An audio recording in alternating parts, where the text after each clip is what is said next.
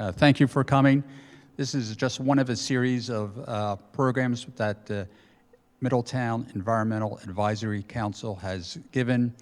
In the past, we've done talks on weatherization, solar panels for your house, recycling, composting. So we do this twice in the spring, twice in the fall. So this is just one of a pattern that we're doing. Tonight we're having conversion of lawns to meadows. The speaker has given a presentation in the past, which we heard. We were so impressed, we got him to come here. So this is Robert Gladfelter. He's an architect, landscaper architect, and he's going to discuss the values and importance of converting this over. Robert? Make sure okay, we're on. Hello, everybody. I go by Rob. It's really easy. 3 letters makes it really fun for me. I'm a registered landscape architect. I've been a registered landscape architect for 4 years now. I work with Simone Collins right now. But I have 20-some years experience. I've worked in all types of ways in landscaping. A lot of it was like working along the main line, high-end gardens and such. Prior to going back to school to become a landscape architect. And the reason why I went back to school, because there was a disconnect. I love going out hiking. I'm a bike packer, out in my kayak, and there was this disconnect between what I saw out there and what was going on in these gardens that I was taking care of. There was a lot more management, lots of trimmers, weed whacking, noise, all kinds of stuff. So I wanted to get back and figure out how do we combine the two. Love it. I came out, I started doing public work. Then for 3 years, took a break. I went back into residential. I started working with a firm called Refugia, and you're going to see someone at work in these slides today. I came back to public work. I really enjoyed helping out the public, doing a lot of different things. So today, though, what I'm going to really get into is about going native plants and the importance of native plants and native plant communities for restoring ecological functions within our landscapes. It was working.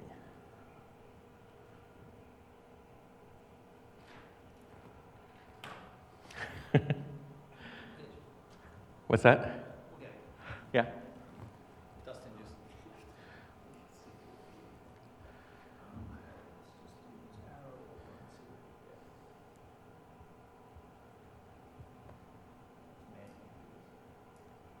There we go. I could do that. It's no problem. All right. I usually like to start out with this quote. This by Aldo Leopold. He's an influential conservationist writer back in the 20th century. We abuse land because we regard it as a commodity belonging to us. When we see land as a community in which we belong, we begin to use it with love and respect. Environmental degradation is probably one of the biggest fails that we have, having our failing relationship with our nature. People's perceived views of healthy landscapes continuously gets lowered. Restoration biologists will call this, and I gotta just double check that real quick, shifting baseline syndrome, where they equate long-term amnesia of what healthy landscapes are to people's accepted views of what healthy landscapes are today. Thank you. But first of all, before we start getting into talking about these landscapes, I'm going to talk about my definition of native plants. Because you're going to go out, if you start reading, there's different types of words. You're going to hear about stray species. You're going to hear cultivars, nativars, that's the newest one that's been coming in, ecoregions, historically correct, all these different things that people will go out there and tell you got to do this and do that. I say simply, it's just plants that were found here before U.S. colonization, before we came over here, because there's so many things that shift and move. We can trace back from Native Americans being able to move things around. I don't know if we need to be that crazy.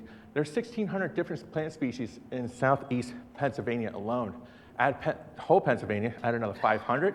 Northeast, United States, add another couple thousand. Your best plant nurseries are going to carry only a fraction of what those plants are, right? So it's really what we're trying to do is we got to start somewhere. And we use a lot of these simple plants to start getting into our gardens. The main idea I want to capture is basically in our urban environment.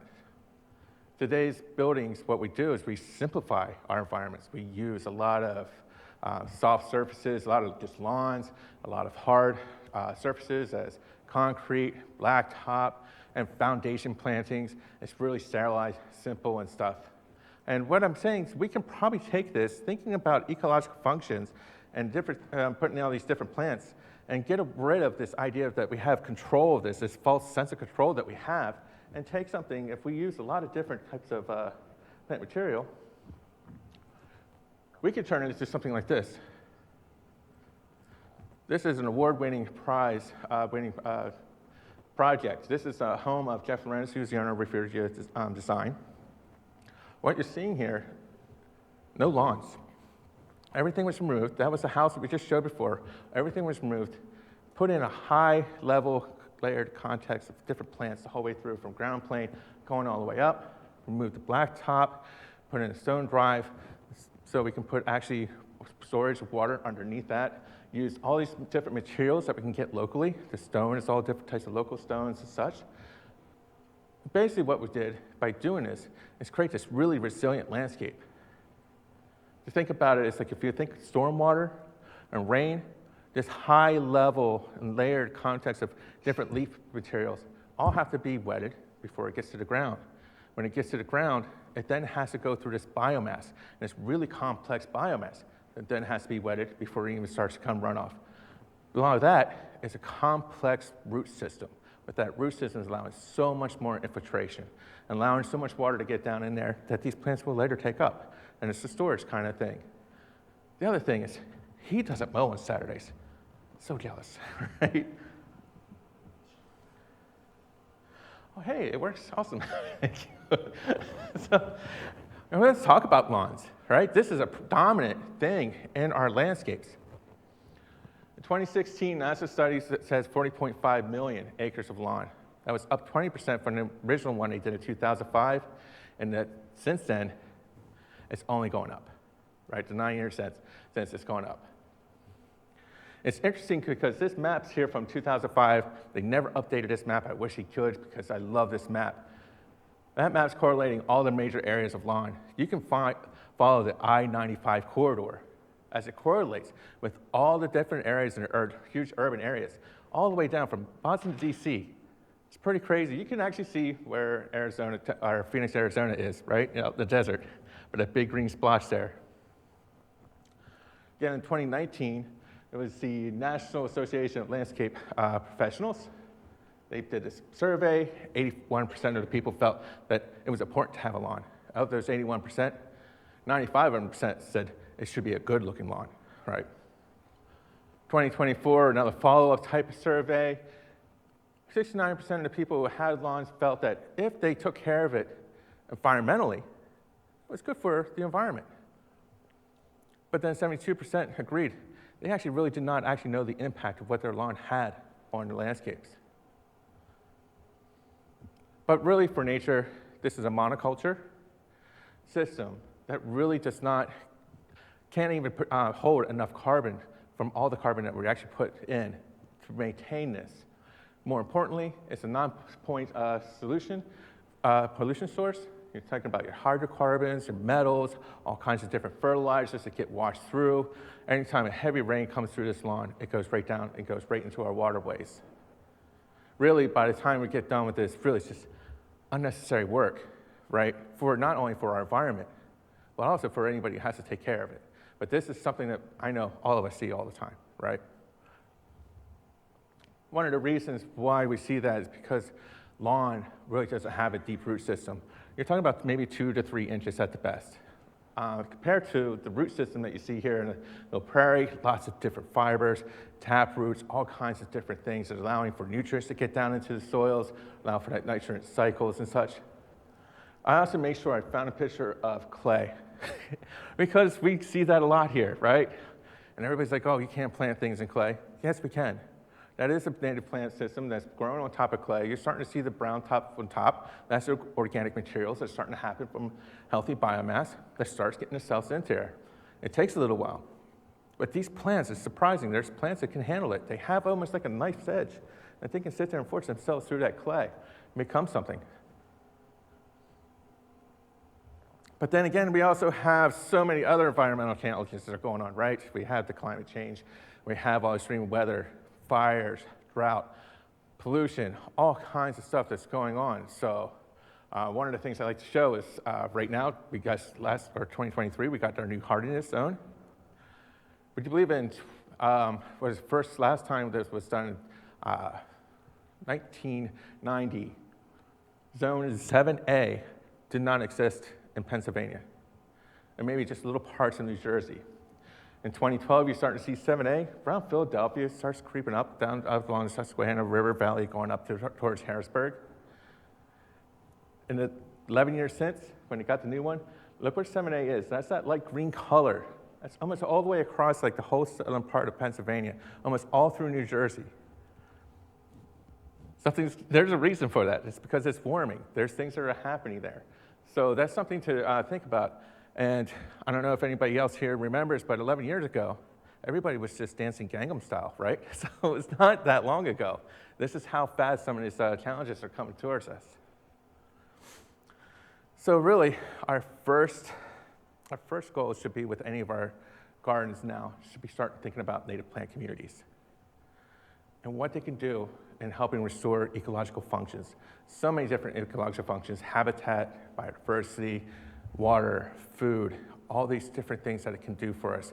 Manage stormwater, regulate heat, all these different things that it's here to do. So there's just a critical basis for absolutely every environment. So we should take an opportunity to see how we can get into bringing these types of communities back into our homes. For those who want to start out and say, how do I do this? I would say hire a professional like me. But understand that there's a lot of good professionals out there, and there's a lot of good stuff that's out there. But it's also, I really actually encourage a lot of people to try to do this on themselves, because there's a really great opportunity here to think about watching and observing how these systems grow, learning from it, how we can teach each other, different things that can happen. And one of the first things I always tell people is think about the hydrology that's on your site. How's the water moving through from your roof down to your ground, out to the gutters? How's it getting through there? How's it doing it? And then think about this is what they call low impact development. We use soft engineering.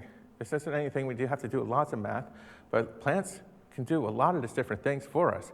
Allow for this infiltration, allow for that clean water, allow for different things for stormwater management, allow for cooling of the air. Don't have to go really crazy, but it can start creating different things and allowing for this water to come through, stay on our sites. I am going to give you all a test after this, so study. Just kidding. I'm glad that this is being recorded, because I usually have to stay on this slide for a little bit because some people want to write this down. This is a quick way to figure out just how much stormwater you can get off of a 1,000 square foot roof. 623 gallons on 1 inch of rain. That's a lot of water.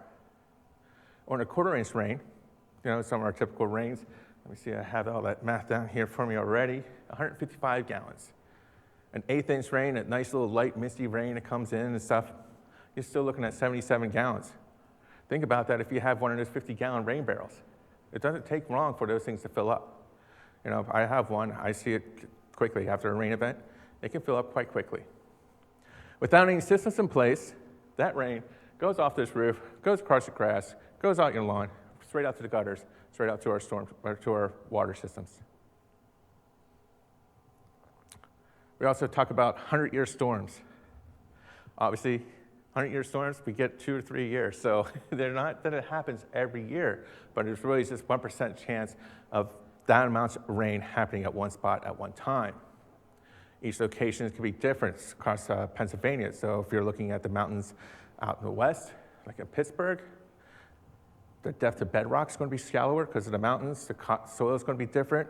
Here in Philadelphia area, down here southeast, we get a lot more loamier soils. We have a lot more sandier soils. We get a little bit more drainage, so we can handle a little bit more water. Unfortunately, we're really close to water tables at a lot of points, so you can only go so far before that water fills up.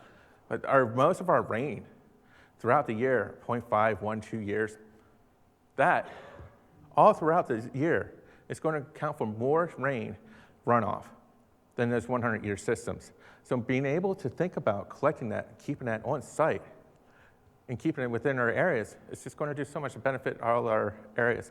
But I also want to bring out riparian ecosystems along our streams.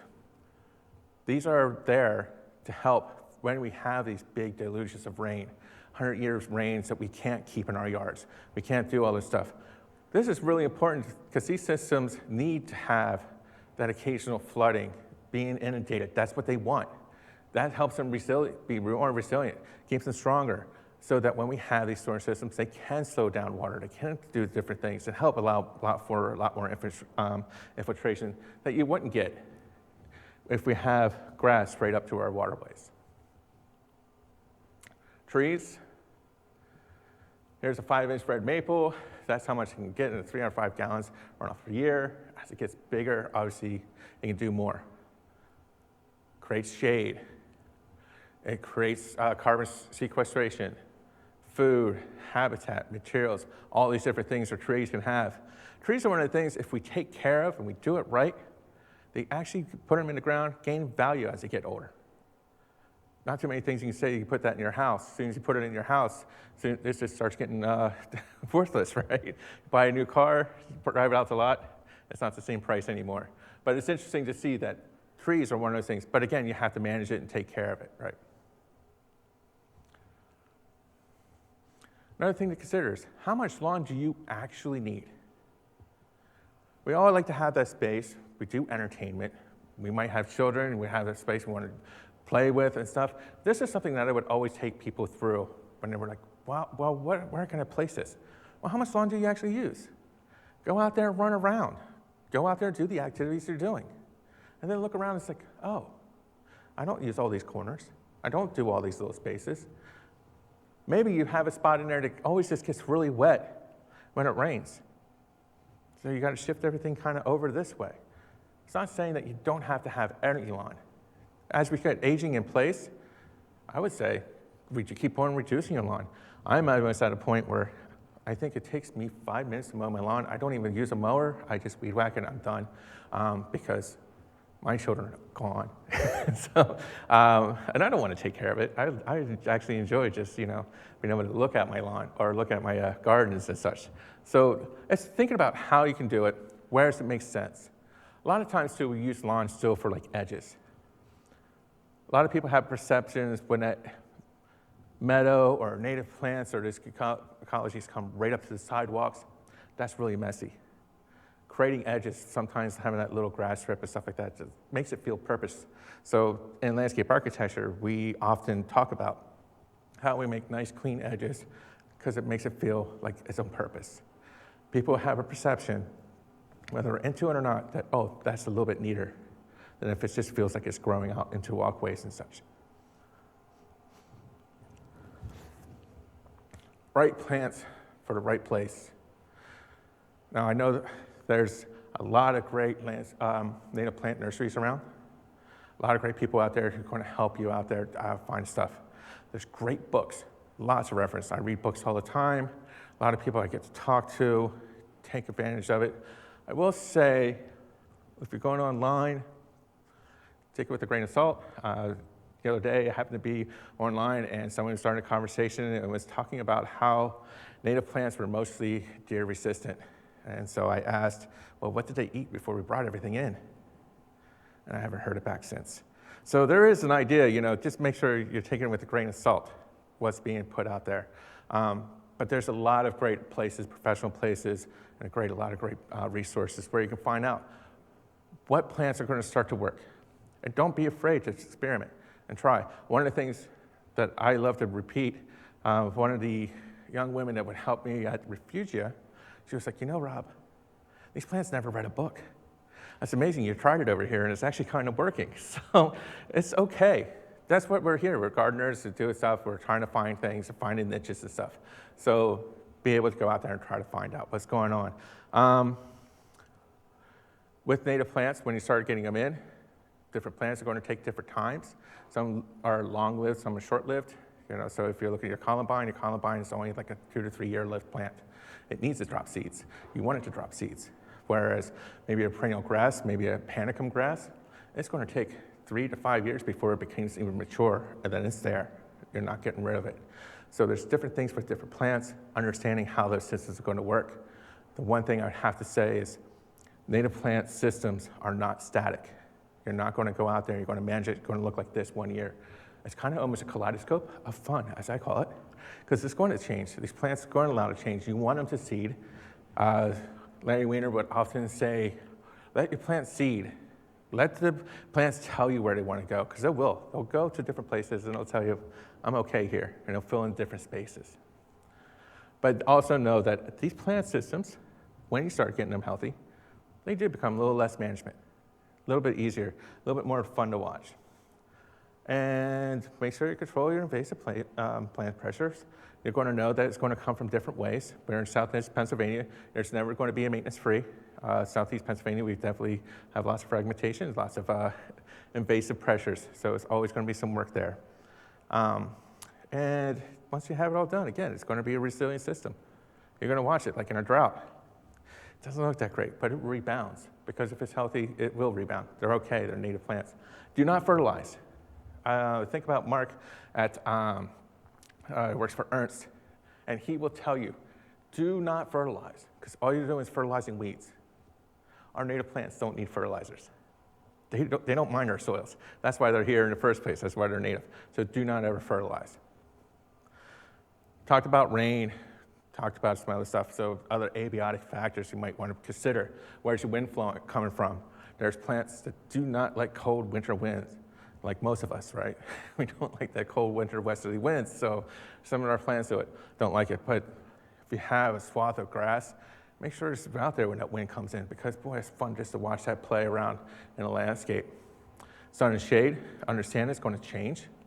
You put in a tree that's 2.5 caliper, little tree, nice maple. It's got a 6-foot canopy when you start out, but in 20 years, it's going to be a 30 to 40-foot canopy.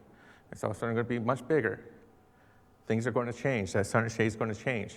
But just watch it and just know that different plants, when you're planting them right now, you might put the sunny plants in, know that it's going to start moving itself out once the shade starts coming in. It's okay. Light intensity and temperature, this is one of the things you think about buildings, glass, and different things. We create our own micro ecosystems. You'll see plants that be like right next to a warm building that's going to flower before every other thing else does because of that light intensity, because of the temperatures rising differently than you would in other places. You'll notice it gets green around parking lots faster than it does out in the fields because parking lots get warm and it heats up the soils faster. So there's all those different things. Salinity. We salt our roads. It's always going to happen. This is one of the things why I'm never worried about ecoregions. Beach plant communities can handle salinity. Salinity, when it gets into the soil, does not allow for your plants to uptake water. So that's when you see them start dying. They're going to brown out. They're not going to be able to do it. And I was just reading a report. They were studying the Little Lehigh River for salinity levels, and it keeps on going up. Now they're saying, hey, we got to start doing something here because we just keep on putting more and more salt into our systems. These plants can handle kind of things like that. Beach plum, New Jersey tea, all these different plants. Use them. It might not have been here historically. It doesn't matter. But you can plant yourself a nice plant that a lot of insects, a lot of birds, different things are going to use. It's going to be able to create something as a barrier that's going to be able to handle salinity until we fix this problem, because I don't think it's going to be fixed anytime soon.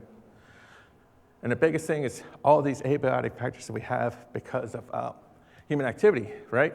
We fragment our plant communities, roads, everything else. We don't have anything really big core systems anymore of plants and stuff. So this is something that we do. We're probably one of the bigger ones for for any type of abiotic systems here. Our last big thing to think about is our soils, right? Great for water retention, and just all the stuff that it can do. It is considered probably 1/4 of our biodiversity that sits underneath our feet. Yeah, we'll just walk over it, compact it, do all these different things to it without considering what's actually happening right underneath our feet. If you haven't had a chance to watch Dirt, the movie, a great documentary, just talking about this really great resource that we just did not consider nearly as much. Because in an urban environment like ours, what is considered healthy soil? It makes it a little bit different. These are soil samples that were taken from around DC. Old city, things got built up and different things. So as they were going through, we don't have those nice layers anymore, right? Ones we learned from school are O or organic, or A, B, and C layers. We don't have those anymore. They disappeared. What we do have is introduced different bedrocks, different parent material, all the different yard waste or construction waste and other stuff that just keeps on getting buried over and over again. But if we start planting these plant communities on, let them go, creating some biomass, creating healthy organic material, adding that deep root systems and stuff like that that allows for the stuff to get down into it, we can start changing it. These plant communities, or the soil layers, have been here for thousands and thousands of years, and we're not going to change it in our lifetime. But if we start doing something now, it's going to be something that we look for, hopefully, in the future. Even restoration scientists, it's still a young thing. Introducing all these types of plant systems, when you bring them into our yard, what you can do is start creating something so you can actually observe this. One of the things I talk about, so this was a project I did with Refugia. His father was a geologist, so his son was a young geologist. I saw so many rocks, it was great. So I created a little rock garden so they could have fun, so he can keep on adding more and more rocks to it. But we were actually managing stormwater, lots of different ferns, there was a shady area. What we got was both parents and children to come out there and observe all these different processes that were going on. That if what don't have anything like this gets forced underneath the ground, gets put into pipes, gets mowed over into a simplistic landscape. When we have systems like this and we think creatively about how we can bring them into our landscapes, we can create these spaces where we can sit out there and enjoy our friends, our family, children. Some really great ideas, like say the bioswale. Less lawn, I would say, but it's a great start, right? You weren't going to be able to mow it. Obviously, like all the probably water got into that spot, so somebody started somewhere. That's great.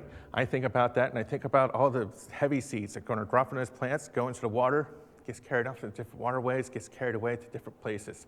You're starting to create a seed bank that's definitely a lot better than what was there before. This is a Refugia job with all these meadow grasses. Just created all the structure. That's some panicum, I believe that's heavy metal, and there's some little blue stem off there to the back. It's all they wanted was just these really heavy grasses, but it created something that when at that time, panicum actually, when it gets matured, its roots can go 6 feet into the ground, which is crazy to think about. Think about all the water that's doing, right? Bringing it out and infiltrating. They had stormwater that would come in and just flood out their little back spot. After this plant started going in and starting to get mature, no more stormwater. It really created a system. They were having all kinds of insects. The birds were definitely there in the fall, eating the seeds and everything else. It created this little unique habitat. Downspout planters, that's something within towns that's starting to see become popular. Great, nice little native plant community. Actually being able to serve water systems, be able to capture some of that water, different things. No-mow lawn alternatives. We see different sedges that are starting to be used. I have a patch of this myself. I love it. I mow it once a year. So that's kind of the thing I'd love to do. But you're starting to see this, especially on beach houses. People have houses under the beach. It's like, well, I can't take care of this all the time. But there's no mow lawn in there. It only gets about 6 inches and it starts flopping over each other. It's just really nice. You go over it once, when it goes to seed, let the seeds drop in, they're done. It's a great way to just be able to go out and enjoy your yard rather than have to take care of it. Rain gardens, very much becoming quickly very popular, right? And there's a good reason for it. All that stormwater stuff that it can do, all the different things that's happening underneath the ground, everything that it can do. But infiltration has to be the most first thing that's considered. If these things do not infiltrate, they will become a swamp. They will kill all your plants. They will bring in all the things that you didn't want to bring in. So you want something that can drain after pretty much 36 hours. This was a rain garden that I installed, and this is the first year. The plants that you notice in there are going to be all riparian plants. It's not a wetland. It's made to be that it's going to be inundated every once in a while when heavy rains come in. So you use riparian plants. Put wetland plants in there, they're going to die. But what I love about this one, I put this in, we had this heavy rain that came in. This is a client's daughter. All the rainwater that was now used to go into the backyard, wash it all out. Kids couldn't go out there and play for a couple of days after a heavy rain. I was now forcing through this dry riverbed, having it slow down, different plants and stuff like that, different puddles. And down at the bottom was that big puddle that you saw. The first heavy rain, daughter's like, I have to go out there and play in it. And she sent me this video of her daughter out there playing with it. And I'm thinking, wow, that's just great, because this is what we want. She's checking out the hydraulic services and all the things that's going on there and just having fun in it without even really thinking about it, because that's going to become a little bit more normal to her than thinking about some of our more simplified static type of landscapes. And this is one of my favorites that I put in. If anybody went to the last flower show that was outside, Refugia had our exhibit there, and that large slab was one that we had in there. Jeff went out with me one day, and he's like, Rob, I love this piece of stone. I'm like, oh, that's great. He's like, well, I'm buying it. And I'm like, okay, what for? He bought it. I put it into the flower show. We got to go in, and then I had a client. I told him this was backyard was nothing but clay. Just had water completely go through it. I worked with Matt Reale of Aqua Reale. We created a big, you won't even see it, there's a big system underneath there where we're storing so much water that we planted this on top of. So we can take water from the roofs and from the yard and everything else to help replenish this. Instead of putting a filter in it, we put a whole plant community that's sitting on top of that rock. The water actually has to go through the plant community, so the roots of these plants will actually take up any of the nutrients and everything else, allowing us not to actually even put a filter into the system. Immediately, had frogs, had mosquitoes, or didn't have mosquitoes. He had dragonflies and everything else started coming in. Didn't have mosquitoes. They can hang out there all the time without having those type of issues. And he said the wildlife has just grown. But the idea was this was a system that was recycling, and it was just creatively using some of the water that we would just let go off, into our drains. One of the biggest things I get when I talk about our small residential spaces, starting to cover our little spaces into native plants. Well, what's that mean? What's my little space going to mean to the larger problems that we have?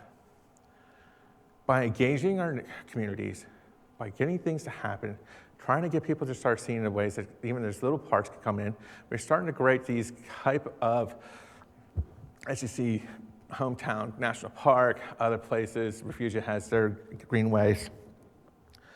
We start getting people that's putting together. When they come together, they start creating different stepping stone type of gardens. They start building bigger communities. Homegrown national parks become really popular through Doug Tallamy. It talks about if you get your backyard, start seeing what that looks like. Our little neighborhood parks, our little preserves are too small to contain all the biohabitat that we need to expand. So it's up to us as homeowners to think about it. If you think about Pennsylvania, I think, let me get the exact number here. I have it down. 16.1% is only public. That means the rest of it's all privately owned, and a lot of that's all residential. When you put that in context, that down here in Southeast Pennsylvania, probably only 22% of it's covered in woodland. 5% of that is on public land. How much is it really important for us as residents, as people putting stuff into our houses? How important does that mean? I love this graphic. This is from Refugia. You can go into their website and see this at any time. When Jeff Lorenz first started his company, he was inspired, I want to change my community. He started out this based out of Narberth. All those little bright blue dots are all the gardens that Refugia put in, all native plant gardens that they put in. Look how big that swath is of now natural space that now birds, insects, migratory things can now go through. Seeds, plants, flowers. And they're not the only ones in this area as a player. There's a bunch of other Green Weaver, a bunch of other companies that are doing this. If you put that all into there too, you can start seeing this collection of what's happening. And Arboretum is one of those places where everybody wants to live. But you have to try to energize the community and why it's important and see the benefits of it. People now, you can say, hey, look at Arboretum, see what they're doing. And you go drive through that place, and it does look different. It is different. And it takes a little bit of energy, but you can make this happen, and it can work. This is something that I was presented in October during our EAC Fall Fest, EAC gathering. And it's talking about how do we then engage this into a bigger public properties, right? How do we think about how we engage our municipal people to make changes? We do need lawns. Again, there's recreation. Kids are going to go out there and play. You want a place for kids to play. I lived in Lansdale, so I had a small yard. The fact that I can take my children and say, go up to the playground. They mow it, that's awesome. It's right up halfway up the street, that was great. But there's areas that always could have been converted over.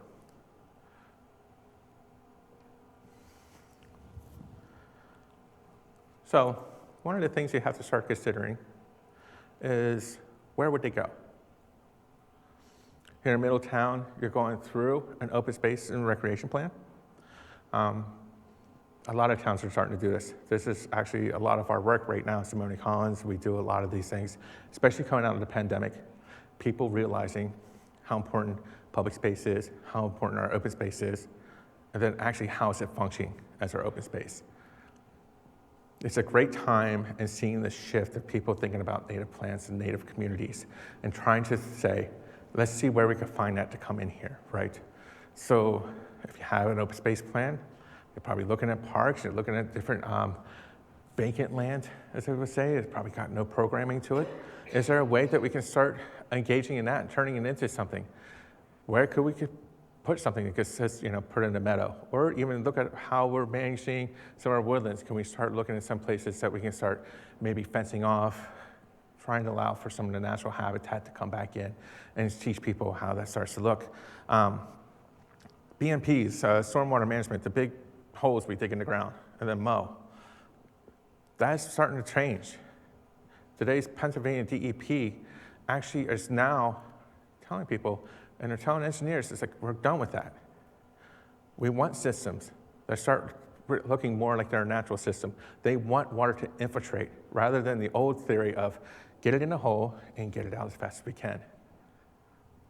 Native plants can do that, so you can find these opportunities where we can use for stormwater come into these areas that normally you wouldn't have anybody in the first place and create like different meadows, create habitat. With that though comes a different set of challenges. It's not about just being able to throw seed in the ground and be like, we're done. Look what we did. Who's going to manage it? Do you have the right people to manage it? Does your municipality even have the tools, or are they going to have to hire this out? There's a cost that goes with all these different things, and you have to kind of consider what that looks like. Is there ways that we can help or offset those costs? That's something for the community to start helping out with. But there is real things that have to go through it. And the other thing will be, and I'll get into this next, is what's people thinking? What's their ideas about it, right? Unsightly. These things are ugly. Why do I want that in my backyard? And some points they're right. I have seen systems go in, not managed correctly, and just watch them go to weeds, go to invasive plants, go into other aggressive plants, and just look absolutely awful. And when that's what we're putting out there, and people are like, well, why do I want to pay for that again? Why would I want to see that? Because that's not nice. It really has to be a managed plan. It has to be something that has to be considered when we're putting these systems in. Unwanted pests. Love this one. Everybody loves the butterflies and the bees, but don't like anything else that comes with it. The snakes, the mouse, the mosquitoes, the little bugs, everything else that comes with it. I love it, but not everybody thinks about it. But that's the whole point. There's an education part of this. It's an ecosystem. I think about my friend who had one of these mowed basins in the backyard. He started naturalizing it. He was part of this HOA, and they were like, no, you can't do this. He had a lot of good connections, so he did do it. And then he also got tests put up for mosquito traps. His place got 50% less mosquitoes than the mowed ones. And that's because there was an ecosystem that was there. There was things that were starting to eat them. There was things starting to happen. We have to show people, in a lot of ways, these plants and animals actually depend on each other for survival. And that's that education that we're missing.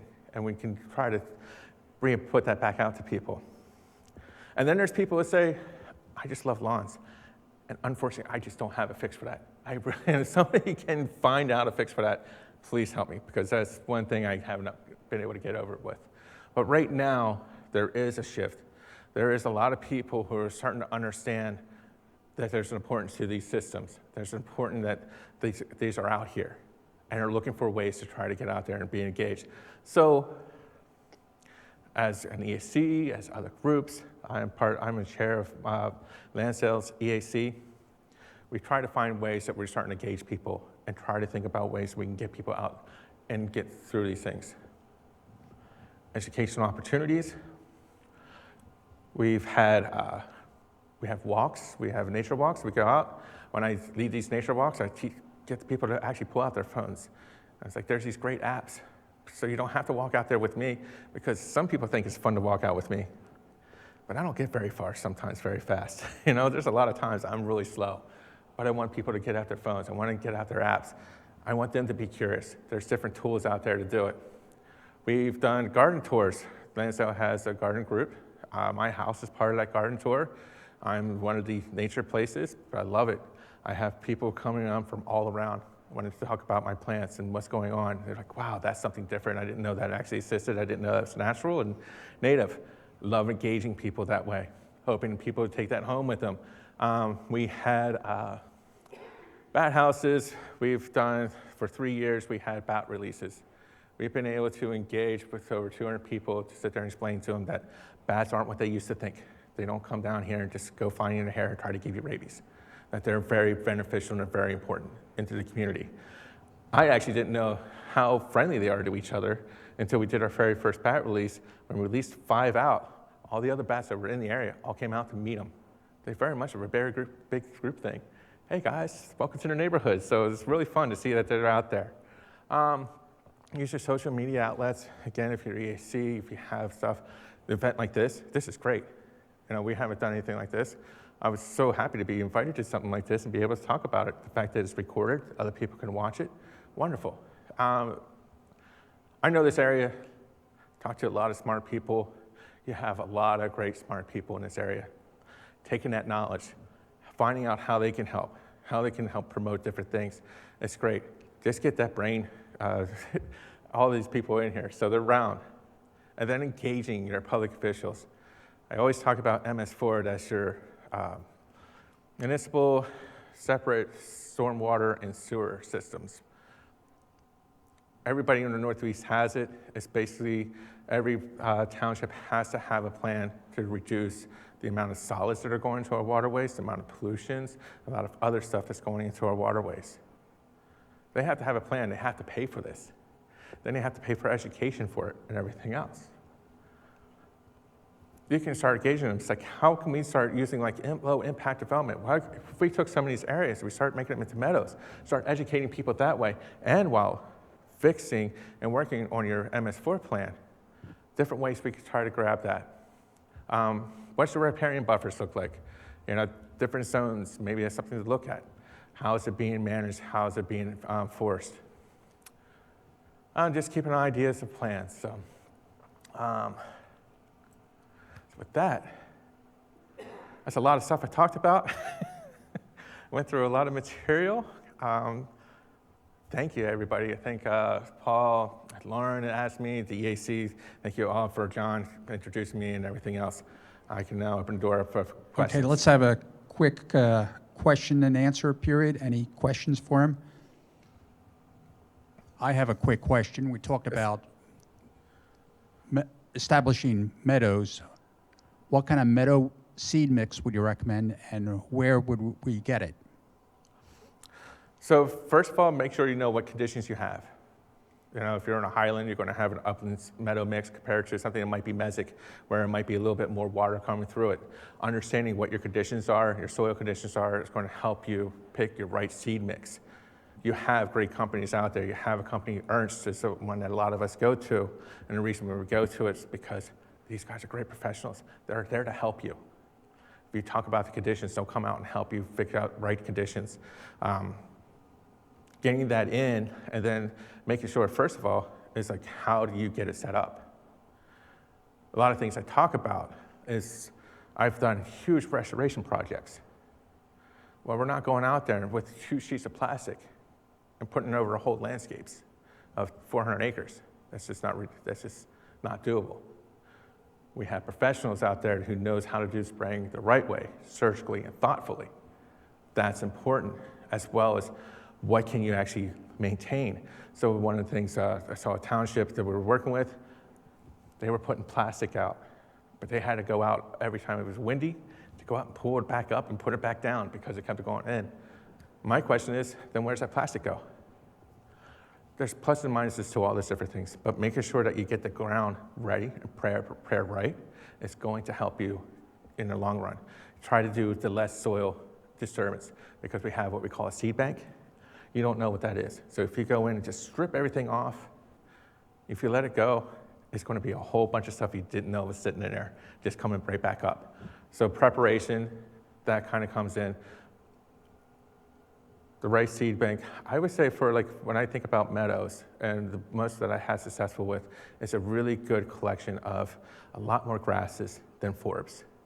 Most people just want to go out and just like, I want all the pretty plants, I want all the pretty flowers. But grasses actually are such a good structure plant, and they're so beautiful. I think, you know, especially even out throughout the fall and into the winter, they add that whole bunch of structure for a lot of our plants and stuff. So I'd say maybe 60-40. I think would always be a successful type of seed mix.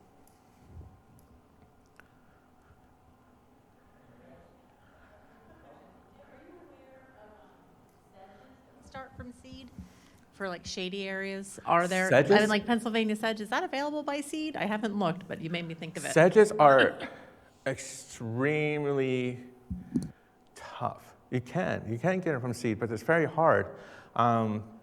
A lot of the stuff where you see the nurseries are using, they're continuing using cuttings and stuff, because that's, you know, Pennsylvania sedge, Pennsylvanica, Carex pennsylvanica, great sedge, does a lot of both seeding and running. So it would go by both roots and stuff, because the seed, it's just, sometimes it's the hardest to get going because it's so not viable, because it goes through a whole season, and then it just has to be cold, and then come back through. Half the time, most of it's all gone. But there are chances of you getting it. Some do better than others. I would say blue gamma grass. That's a good one that can kind of come up from seeds and stuff.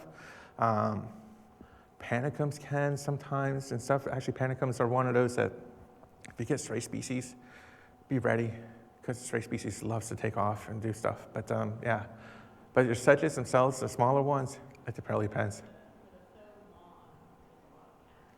Yes.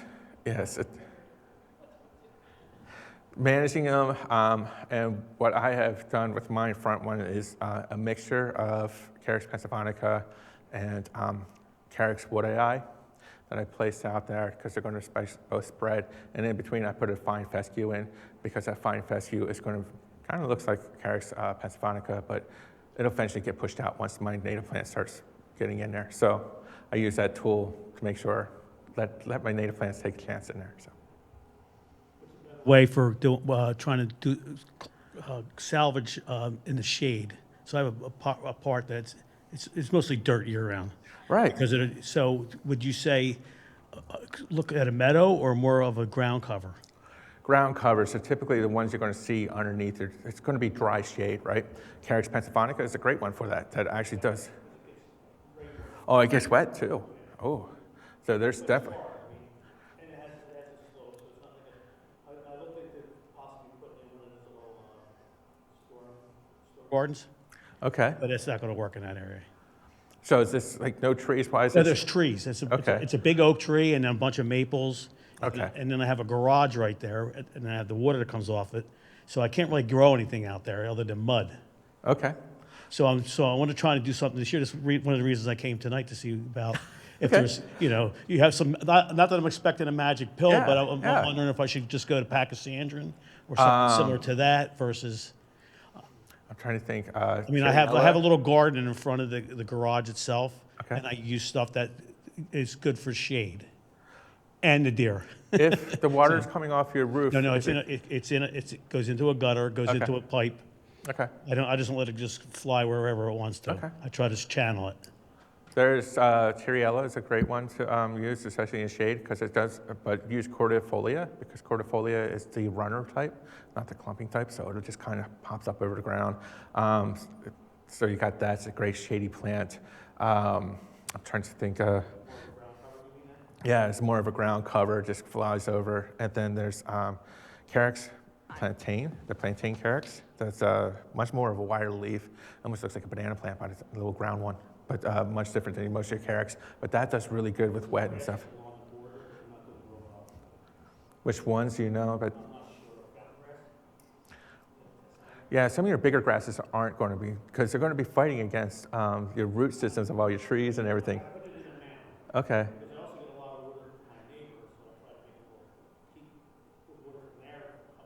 Right. Oh, so you got a lot of different things coming on. So there's a lot of things. You know, what I would do is if you know somebody around close by that can come by and check it out, that would probably be the best, because sometimes it's really hard when people are describing things to me. I always like, at some point, I just want to come to your house. I want to see it, because there's, as someone who practices this all the time, I'm going to see things, that most people aren't going to see, and that's kind of what I do. That's as a practice professional, that I'm going to go over there and be like, all right, let's observe, let me see what's going on, different things, because there could be a couple different things. Have you got your soils done? Is there something that might be in there that you don't know that might be leaching in that could be causing something? But typically, when I think of ground covers, I'm usually looking for the runners, the ones that sit there and hop off the ground. I think about our wild strawberry. It's a great one.